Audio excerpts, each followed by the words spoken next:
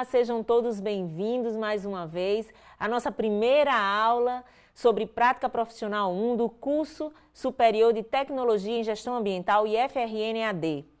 Nós vamos hoje discutir um pouco sobre o que é a Prática Profissional 1, qual a sua importância e, enquanto gestores ambientais, qual o nosso papel diante da sociedade. A Prática Profissional 1 é um trabalho que possibilita da teoria à prática. De que forma? Através de trabalhos realizados, estudos realizados em loco ou em pesquisa e extensão. E você, o que é que você entende sobre prática profissional? Você, enquanto aluno do curso de Gestão Ambiental, o que é que você idealiza, o que é que você imagina, o que seria essa prática? Qual o seu papel enquanto profissional de gestão ambiental?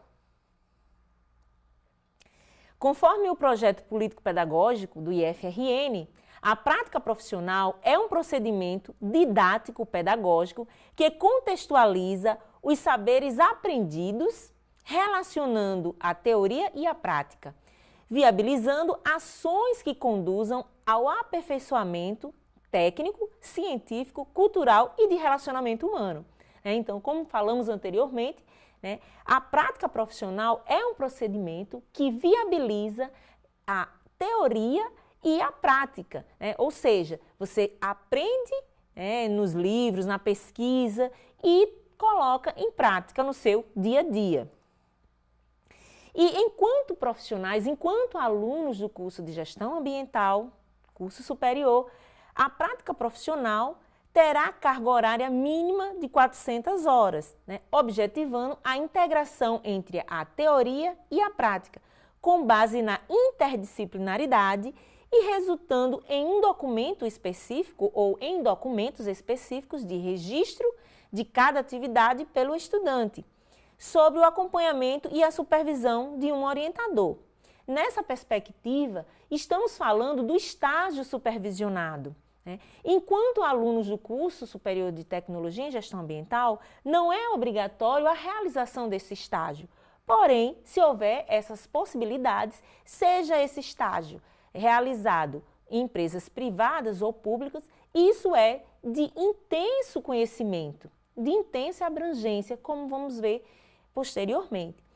Então, deixando bem claro que a prática profissional não se dá apenas na realização do estágio, mas existem também outras práticas que podem ser realizadas durante o curso e que possibilite ao aluno esse aprendizado. E aqui eu trouxe para vocês algumas modalidades da prática profissional. Enquanto Instituto IFRN, consideramos como modalidades de prática profissional, projetos integradores, técnicos ou temáticos, de pesquisa ou extensão, desenvolvimento de pesquisas acadêmicas, científica ou tecnológica, desenvolvimento de atividades de metodologia de ensino, estágio curricular, que falamos posteriormente, e atividades acadêmicas, científicas, culturais. É importante frisar que a prática profissional não está diretamente só ligada ao estágio, mas também ligada a práticas que são realizadas dentro do curso, sejam eles fóruns, artigos científicos, que é a proposta que nós vamos ter no final dessa aula. E aí, se tratando do estágio curricular, existe uma formalização desta prática profissional. O mecanismo de planejamento, acompanhamento e avaliação da prática profissional deverá conter os seguintes itens: elaboração de um plano de atividade aprovado pelo orientador, reuniões periódicas do estudante com o orientador e visitas periódicas do orientador ao local da realização desta prática. Ou seja, o aluno que deseja e o aluno que também consegue esse estágio em parceria, seja com empresas públicas ou privadas, junto à instituição, ele tem que realizar toda uma formalização. Então, o aluno não pode simplesmente chegar e dizer assim, olha, eu tenho interesse em estagiar, conseguir um estágio voluntário. Então, esse estágio também pode ser voluntário ou um estágio remunerado. No entanto, deve existir a formalização desse estágio. Além disso, deve também ter um professor orientando este aluno em campo. E aí, essa elaboração do documento específico de registro da atividade deve ser realizada pelo estudante, né? E, posteriormente, ele pode apresentar esse trabalho, né? E aí ser dispensado da famosa monografia, né? Que todos ficam bastante preocupados. Então, o aluno que realiza esse estágio, essa prática profissional, ele é dispensado, assim queira, né? Utilizar o seu estágio como uma formalização de apresentação da defesa, né? No final do seu curso, né? Somente poderão ser contabilizadas as atividades que forem realizadas no decorrer do período em que o estudante estiver vinculado ao curso. Ou seja, professor, eu fiz um estágio em 2016 na área ambiental, né? Na área da educação ambiental, por exemplo, já sou formado, né? E eu fiz esse estágio. Então, esse estágio para nós, né, enquanto equipe do curso, né, esse estágio, infelizmente, ele não vai ser contabilizado. Porque para nós, na formação docente, né, na formação do discente, ele precisa cursar essas disciplinas, as várias disciplinas do curso, e estagiar neste período que ele está estudando. Deverão também ser registradas todas as atividades, né, desenvolvidas pelo estudante, ou seja, o estudante ele não vai só lá naquele espaço, mas ele também tem que registrar suas atividades, né? Após a aprovação, né, de todas essas atividades, das atividades executadas, bem como as perspectivas, pontuações obtidas e a carga horária, que é no mínimo 400 horas, né? Seguindo essas orientações, o aluno deverá preencher um formulário, tá, gente, que é necessário, né, que é o modelo do plano de trabalho desse aluno, né? Então, onde vai ter as informações do aluno, as informações da empresa, né, e a informação também da instituição, né, que vai estar viabilizando em parceria esse estágio. É importante frisar que o aluno ele vai estar acobertado, né, de forma direta e indiretamente pela instituição, né, enquanto aluno da nossa instituição. É importante também informar que deve existir o supervisor do estágio, que seria o orientador, por exemplo, e também quem vai receber esse aluno. Quem vai ser esse profissional que vai acompanhar esse estágio, né? Então, não basta dizer que é apenas uma ida ao aluno para uma observação de uma atividade da prática profissional, mas, de fato, saber a integridade e de que forma ele está desenvolvendo o seu trabalho enquanto estudante de gestão ambiental. Porém, né, na nossa perspectiva, na nossa realidade, né, o que eu trago aqui hoje para vocês é uma proposta, né, sabendo que existe algumas limitações de estágio, né, alguns alunos trabalham, enfim, então eu trouxe uma possibilidade mais inclusiva, onde todos os alunos possam realmente desenvolver um trabalho, né, na prática, que está vinculado à prática profissional. Então, eu trago aqui para vocês, como proposta, uma elaboração de artigo, né, tendo em vista que não temos a obrigatoriedade, diferente das licenciaturas, né, para a realização da prática profissional, que é o estágio. E aqui eu trago para vocês uma elaboração de artigos. Então, vocês vão escolher, né, dentre esses temas aqui que eu trouxe, pode também abarcar outros temas, né, para a gente poder desenvolver juntos um artigo e que pode sim também ser publicado em eventos, né, em várias outras modalidades, né? Então, o que eu vou trazer aqui para vocês, né? O homem e sociedade. Então, professora, eu tenho o desejo de escrever sobre essa questão do comportamento humano e a sociedade, né? A educação ambiental, né, nas diversas esferas de ensino, poluição atmosférica, biodiversidade, as questões sobre as substâncias químicas, né, os grandes impactos que podem ser causados, as alterações climáticas, o ambiente e saúde, qual a importância, qual a ligação, né, do meio ambiente e a relação que se tem para a saúde coletiva, né? Utilização do solo, né? Recursos naturais, o ruído, solos, resíduos e recursos naturais, a água, a agricultura, energia, a pesca, sobre o consumo familiar, a indústria, a poluição e economia, né? O turismo ecológico. Então a gente sabe que existe algumas cidades que já realizam esse turismo ecológico, e por que não falar sobre esse turismo ecológico, né? A questão dos transportes, dos impactos ambientais que esses transportes podem causar à humanidade, né? As zonas costeiras e mares, as regiões específicas e o ambiente urbano, né? Que aí a gente pode falar sobre essa questão de crescimento e desenvolvimento urbano. Então, fica aqui para vocês essa proposta de elaboração de um artigo. Não se prenda a esses temas, existem outros temas. Como eu já tenho falado para vocês, a questão da gestão ambiental é algo muito amplo, né? E envolve tudo, gestão envolve tudo, planejamento, né? O comportamento, e existem várias áreas de atuação. É importante frisar que, enquanto gestores ambientais, vocês não precisam se prender a algumas áreas. Por exemplo, eu gosto muito da parte de saneamento, e dentro da parte de saneamento eu gosto muito de trabalhar os resíduos sólidos. Então, entenda que o gestor ambiental ele pode atuar em diversas áreas, tá?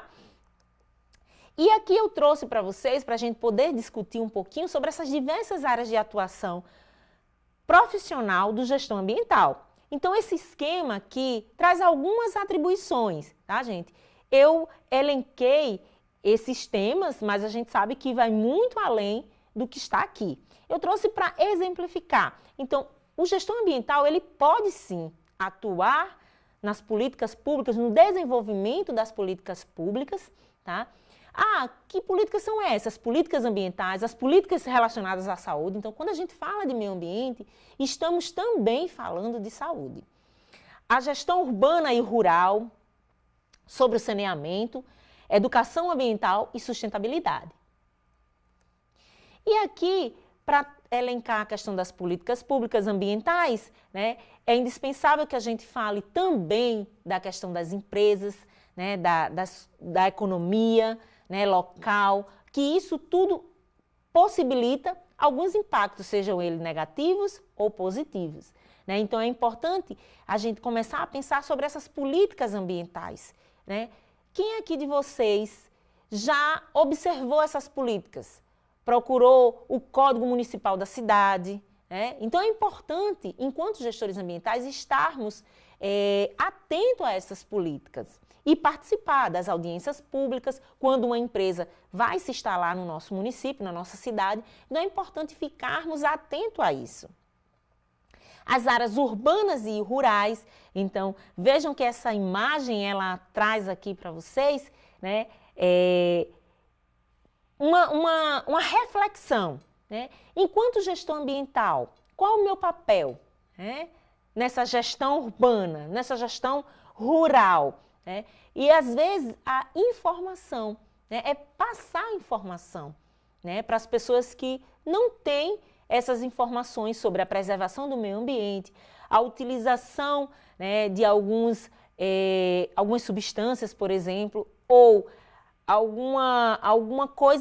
coisas que possam direcionar a uma gestão de insucesso. E aqui sobre o saneamento ambiental, né? Então, quando falamos sobre saneamento ambiental, normalmente as pessoas elencam esse tema, né, saneamento ambiental, apenas a água, né? Mas o saneamento ambiental está relacionado à questão do abastecimento da água, a questão da drenagem urbana, né, a questão do esgotamento sanitário e a questão dos resíduos sólidos, né? Então, é um tema bastante amplo e que deve ser trabalhado, mas não vamos focar apenas sobre o saneamento ambiental. Por que eu estou falando isso? Porque em decorrer desse tempo, a gente percebe que o aluno de gestão ambiental, isso é muito forte, acaba sendo muito forte. E é importante frisar que o gestor ambiental, ele pode atuar em diversas áreas, tá, gente? E aí, sobre uma área que é uma coisa que vem ganhando visibilidade, que são as tecnologias renováveis, né? Então, a gente pode perceber que hoje as energias renováveis têm sido um escape para a minimização dos impactos ambientais. Impactos ambientais esses que sempre ocorreram, claro, alguns de forma mais agravantes e outros menos, mas é importante que saibamos que, mesmo sendo tecnologias renováveis, se há uma modificação de espaço, há um impacto, tá, gente? Mas já avançamos muito quanto a isso. Então, é importante a gente falar um pouco, discutir sobre a importância dessas tecnologias renováveis.